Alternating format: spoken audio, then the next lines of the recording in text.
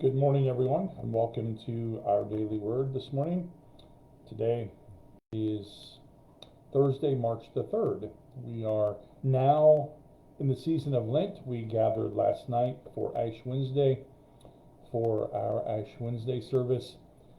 I couldn't really tell how many people were in the sanctuary, or in the fellowship hall, I should say, last night, but it was nice to be able to see folks on camera.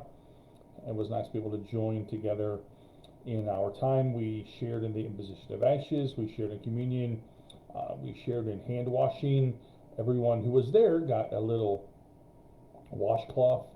Um, I'm going to say more about the washcloth as time goes on.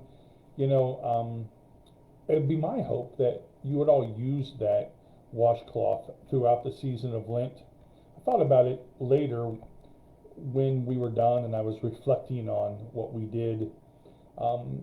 That washcloth can be used whenever, when you're discouraged, when you feel like you can't go forward anymore, when you seek forgiveness, just to get it out, re-wet it, and to use it as a tool to wash your hands again. So we'll talk more about that, and if folks didn't get one, we have more washcloths, and you can certainly get more of those if you needed them. I have three Lenten devotionals that I'm using. This one's called Rise. I have one that's called Unrevealed Until Its Seasons, which is a Lenten journey with hymns. And the third one is called The Long Haul, which a couple other folks I ordered for them. They have, and we're going to be talking about that in a group kind of setting, probably via Zoom in the days to come. But so I'm going to be switching back and forth probably between the three devotionals as we go through the season of Lent. But I'm going to use today from the Rise one. This just kind of struck me as I read it early this morning. From the Gospel of Mark, chapter 1, verses 35 through 39, we hear Jesus. Very early in the morning, while it was still dark, Jesus got up, left the house, and went off to a solitary place where he prayed. Simon and his companions went to look for him, and when they found him, they exclaimed, "Everyone is looking for you."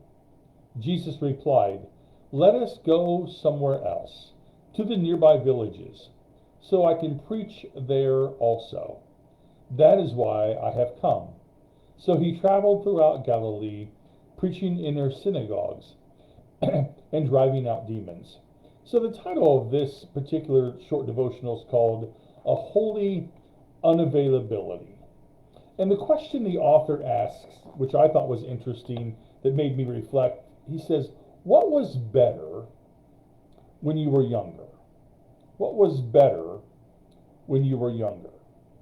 Now we could probably reflect on that a lot, right? What was better when you were younger? Well, when we were younger, kids, we didn't have a lot of responsibilities, right? We could watch cartoons, we rode our bikes, we did all those fun things. We had, when I was growing up, we had great friends who lived beside us and across the road, and we did so many things together. It seemed like, of course, when we were younger, that life was slower, right? It was. Life was just slower. When we were all younger, you had to go answer the telephone at a place, probably somewhere in your kitchen, and you couldn't walk around with it. If someone called you, you just missed it if you weren't home. We lived life very differently. I think one of the things that was different when we were younger, and the author alludes to it in this devotional, he said one of the things I think we were all better at in the past was presence. Presence, being present. Before cell phones, before being always available all the time to anyone 24/7, we were present with our friends. We were present. We weren't distracted by looking down at our phones. We weren't distracted by emails and text and all of those kind of things. I remember our neighbors and us when we would get big blankets and put them out in the front yard, and we would watch the stars. We were present with one another. We weren't continually pulled to other places. We weren't alerted to other pressing matters.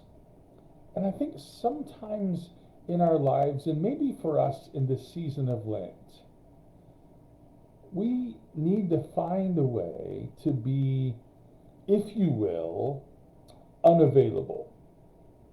Unavailable so that we can recover a sense of who we are and who God's calling us to and where God might be for us.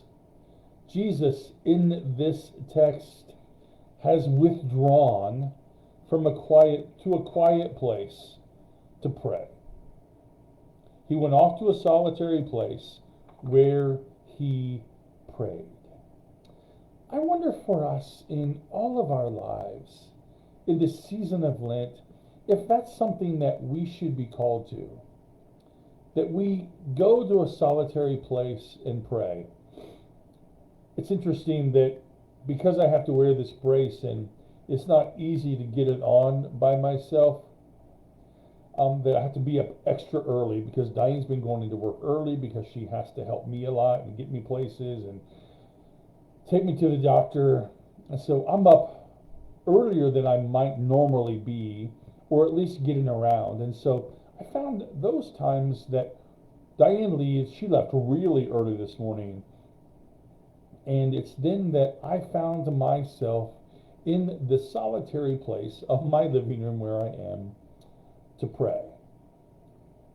We need to find ourselves in the season of Lent fully present to God, to offer our undivided selves to God, and then re-engage in life. That's what we're called to. I think that's what ashes on our forehead mean. That's what I think gathering together and sharing our lives together, to find ways for us to be present with God and present with each other, is a good, significant thing for us to think about. So Jesus went off to a solitary place to pray. They came looking for him. Everyone is looking for you. And then Jesus said, let's go somewhere else. Interesting. Friends, the season of Lent, this call to, I think, add something in life, not take away, to add prayer to our life. A solitary moment, 3 minutes, 5 minutes, 20 seconds, if you will. That solitary moment where we can then be disconnected, away from our phone, away from our TV, away from our computer, and find then God's presence with us. Because you see what Jesus did? He went to a solitary place to pray. Do you hear this? And then he went throughout Galilee, preaching in their synagogues and driving out demons. He was able to do that because he had gone away to a solitary place. Maybe we would do our best living if we would go away to a solitary place. You know, you all know me that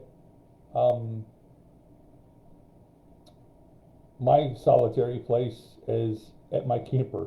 And not long, I'm going to be there. And, you know, sometimes JD likes to give me grief about it or laugh at me about it, taking pictures and of empty chairs and wondering where everyone's at.